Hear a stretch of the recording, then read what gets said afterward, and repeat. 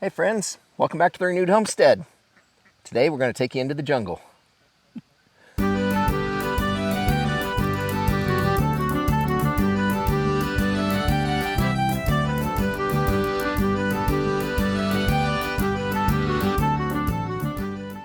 All right, so well, we said we were going to take you to the jungle. Well, we've got a jungle at our feet. Not exactly what we had in mind, but as Denise has said in the past, she's had to embrace her inner chaos. Because this woman loves organization, straight rows, no weeds. Used to. And no flying insects. Used to. But a half a decade of being out here has beat it out of her. No, permaculture has beat it out of me. Yeah, learning, education, and particularly thanks to Billy and Michelle over at Pasture's Farm, who we've learned so much from, who I don't think we'd be halfway to what we know without them. But no, we'd probably be tilling. We probably would. Well, I don't know what the rock's under here, because where you're standing right now, there used to be a shop out here. And we found out after we put the garden here. Right? Well, yeah, all these things we found out afterwards. But this was all graveled and rocked and all that so that they wouldn't sink in the mud, because we get a little bit of rain here, which is a beautiful thing. But most of the rock's over there. So. Well, that's where the drive is. Anyway, there's a lot of rock in here, so we probably wouldn't be tilling. We'd be adding more soil. But what do we have here? So you've heard us talk about ground covers in the food forest, and you know we're working with clover and with strawberry, essentially. We've got some other ground covers in there, but that's essentially our main component. Now, we were supposed to have Dutch white clover, but our farm store gave us red clover and white clover. So we're going with it. But what's the difference? Well, Dutch white clover is like 2 inches, and red clover gets a lot taller. A low ground cover. Very low ground cover. Yeah, red clover. This stuff's nearly as tall as my knee. Yes. So our garden is chaos, and most people would look at this and go, how in the world are you growing anything in this? Quite beautifully, thank you. Right. But one thing I have come to appreciate the chaos in nature, and I find it absolutely beautiful. Nothing grows in isolation. Everything grows together. And when it grows in isolation, you have monocropping, and it actually creates a very unhealthy environment. So we have placed clover as our ground cover. We also have some plantain and dock that we're utilizing in our garden. And we're letting some of that grow wild. And part of that is to help prepare the soil. And the other part of it is that I can come in the garden, I can cut down clover, I can cut down plantain, I can cut down dock, our herbs like oregano and dill and thyme, and I can feed it to the rabbits. So the clover is a nitrogen fixer. So what it's doing is it's going into the soil and it's bringing nitrogen into the soil, but it's also acting as a ground cover, which is helping keep out some of the unwanted weeds that we don't want. It's keeping the temperature of the soil cooler. It's holding moisture in, even though the last few weeks that has not been an issue.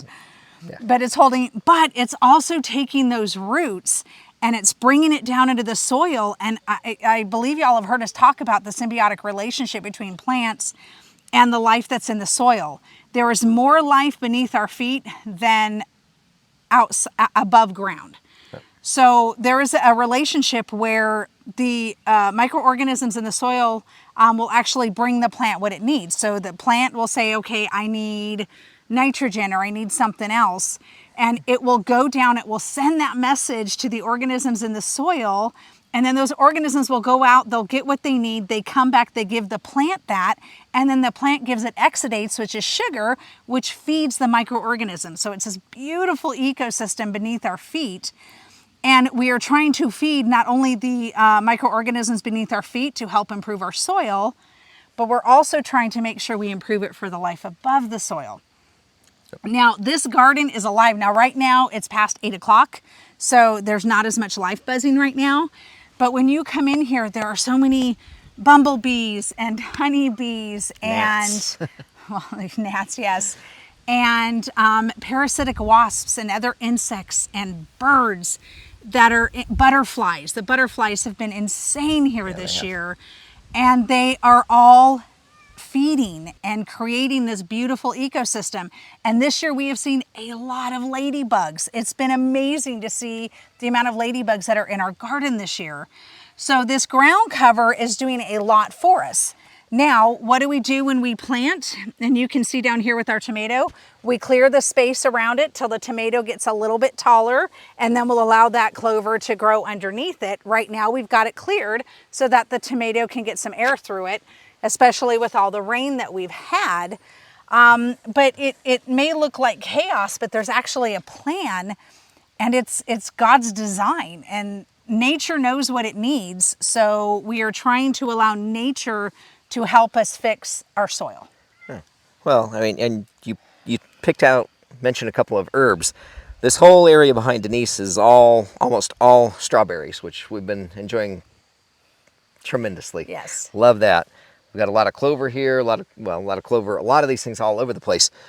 But the dill, she mentioned dill. The other reason for planting that is it deters some of the other pests that will go in and get at our green beans. So, you know, we've got the ground cover, we've got the opportunity to chop and drop any of it.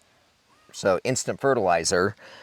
And, you know, the dill is it's been amazing. And it seems, you know, knock on wood, that the deer don't like it either. So far. So far. Rabbits love it. Rabbits do love it. Rabbits love it. But yeah, it just, you know, yeah, do we step on things when we walk through? Do we smash strawberries? Sure we do. Sure we do. Absolutely. But smash the clover, but it'll all recover. That's it. It pops back up. But that's one of the simple, easy tools that we're using out here. And speaking of tools, one of the important ones that we don't actually mention often are thermometers. And the easiest, do you know how to tell the difference between an oral and a rectal thermometer? Do I want to know? Taste. Gross. I've been holding that for a couple weeks. I haven't felt well in weeks, and I finally feel a little better today. Thank you for the prayers, and thank you for all the other prayers. There are still a lot of issues going on at our fingertips, and we appreciate the prayers. So thank you. They are felt and they are needed. Thank you. But yes. Anyway, so yeah, our tomatoes are doing great. Flowers on these guys. That guy's a little droopy, but that's because it's a stem I tore off and stuck in the ground. They can't even see that one right there. But never give up on a tomato. Breaks off, jam it in the ground. It'll probably grow. They really do. But, you know, the green beans are up. I need to do an update video on my green bean experiment. Yes. I owe you that. And then, goodness, what else? I mean, in between the raindrops today, you were out here planting some more melons and watermelons and muskmelon, cantaloupe.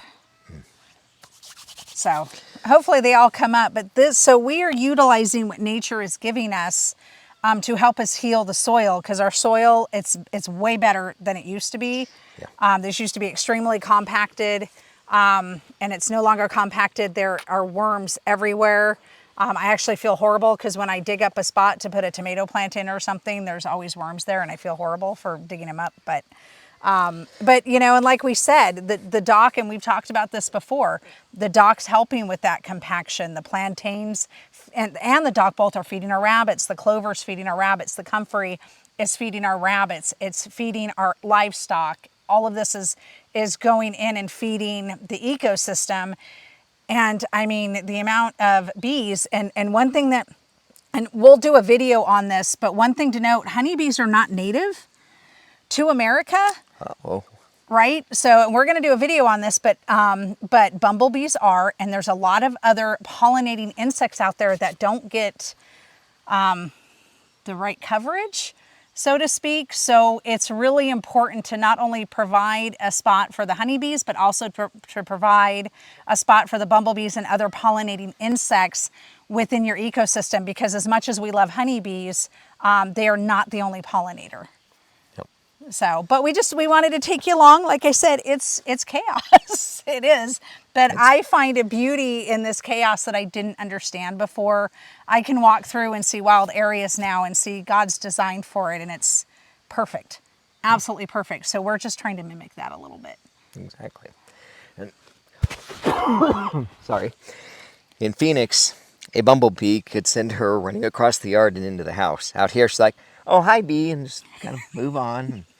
I've come a long way. You have come a long way. And a garden doesn't have to just be your annual corn and green beans and all those things. And we grow all those. We do. We do. Oh, are they ripe? Oh, that one's a little unripe. Oh, those two, though. Blueberries. We have blueberry bushes in here. We just planted a spiral apple tree. Column apple tree. Column apple tree. Never heard of it. It was on a clearance deal, and we're like, let's give it a try. So we actually have an apple tree here in the garden. It's on the far corner, so it's not going to shade a lot of things. But we do have some shade tolerant and even shade loving plants that we do want to grow. So let's make it work together. Right. We have raspberries and yeah. So and we love green beans, we love corn, we love tomatoes, cilantro, other herbs. But we are focusing a lot on perennials, those blueberries and raspberries and things that come back, and fruit trees. And this is kind of, so because we want to do annuals, we do need a little more sun than what part of the food forest is going to provide us when those trees are big. So this is mimicking a food forest, but we are leaving spots that are sunny so that we can grow some of those annuals and those perennials that are sun loving. Yep. So exactly. But are you guys, I'd be curious to know how many of y'all are doing ground covers in your main garden. Have you thought about doing something like this? Like I said, it might seem like, oh my gosh, the plants are going to die and they're not going to be able to get the air through it. But like I said, we just clear the space so the plant grows up tall enough, and then we allow the clover to go underneath because living mulch, it's feeding the plant, it's protecting the soil, and it's also feeding the microbes within our soil, which are improving our soil. Yep. And you don't even have to start out with that. Use your grass clippings as long as you haven't sprayed or somebody else has sprayed. You don't want to put that in your garden. That's a big no-no. Oh, thank you. Yeah, it's a nice one. Anyway, all right. Well, just kind of a garden tour, but a kind of why our garden looks the way it does. But again, we want to thank you for all the prayers. For my health too. Like I said, first time I'm feeling better. Weeks. Yeah. Like really better in weeks. Finally convinced me to use one of those sinus spray things. It's awful, but okay, it works. I'll admit it. It works. Your wife is right. It helps. Plus, we bumped up my vitamin D to 15,000. I'd like to do 20, but we're at 15 right now, yes. Yeah, my stomach's been a little intolerant of things, so we're at 15 IUDs. 15,000 IU. 15 IU. Whatever they are. 20 minutes in the sun gives you 10,000 IU, so that gives you, All yes. right, well, since we haven't seen a lot of sun lately. So. Anyway, all right, well, thanks again for the prayers. Go get yourself a hoary knife, so when you're out here and need to clear a space for your tomatoes in and amongst your clover, you got the perfect garden tool for it, right? Hi, Zozo. And Zozo says, give us a big thumbs up and subscribe. Oh, sorry. We stang Mama's shirt. We did. This is supposed to be a barn cat. Miss Barn Cat discovered the dog door. So Miss Barn Cat goes inside to eat the inside kitty food. She's adorable. She is adorable. If she weren't, I would be less tolerant. Yes, I would. Right? Yep. I would. Okay. All right. I've dragged on and on. So you guys, thank you so much. God bless. We'll see you on the next video. And go check your thermometers. Thanks all. Bye. Bye. Make it so.